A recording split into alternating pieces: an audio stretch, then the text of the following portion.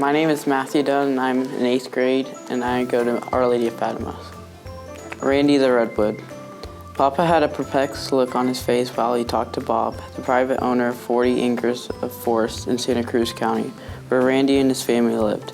Randy wondered what they were talking about. Randy's grove of redwoods had been growing on the coast of California for hundreds of years now.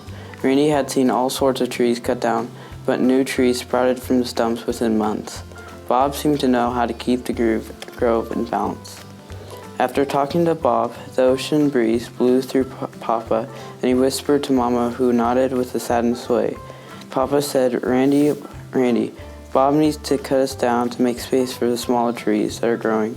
So he called the lumber company, and they were going to cut us down tomorrow. Shock ran through Randy. He thought, this can't be real. I must be having a nightmare. He was restless all night, waiting to wake up from this nightmare, but he didn't. The next day, lumbermen arrived with their chainsaws and cut down his family. Train tracks ran next to the property. A crane lifted each tree, cut off its branches, and cut it in half.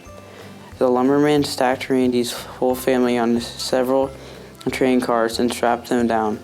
After a bumpy ride, the train stopped at the lumber mill. They were unloaded and kept in the back to dry. Mama kept telling Randy it's going to be all right. After a week of being stacked and drying at the mill, men took Randy inside one of the warehouses and put him in the machine that spun Randy in circles while pulling the remaining bark off. Seconds later, Randy was a big rectangle. From there, he was cut into planks of wood in a variety of shapes. Some were small and others were as big as 10 feet long. After another week of being stacked in the yard, a man operating a forklift lifted up Randy and put him in another truck to take him away. Every last piece of Randy, even the small shavings of wood, were used as he was turned into a variety of products. Randy was soon dropped off at a construction site and realized that he was going to become a school. Due to his size, Randy was perfect for the support beams holding up the school. Over the years, Randy was happy to see the school kids learn and grow up. The students' sense of humor always had Randy laughing about something. They gave Randy a home away from home. Randy was always sad when the children graduated. Over time, fewer children came to school. After a while, school shut down. Randy waited alone for a long time, mumbling himself, what happened? Finally, one day, people came to take down the school. Randy wondered what would happen to him. Instead of being thrown away, they shipped Randy to a hardware store. Randy stayed there for several months and missed the school kids' laughter.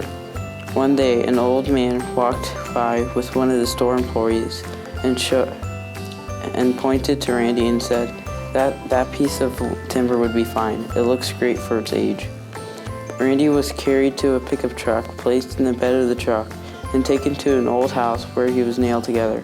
Randy wondered what the man was going to do to him. After a couple of hours, the man said, I'm done. Randy figured it out. He was a picnic table. The man put the table in the back of the truck, and it was taken to a park next to a playground, where Randy was again with kids. It was the happiest day of Randy's life. Randy realized what he thought out to start as a nightmare was part of an amazing wood cycle of life. He and his family had helped employ numerous people, from the farmer to the lumberman to the mill workers to construction site workers to school employees and now to the old carpenter.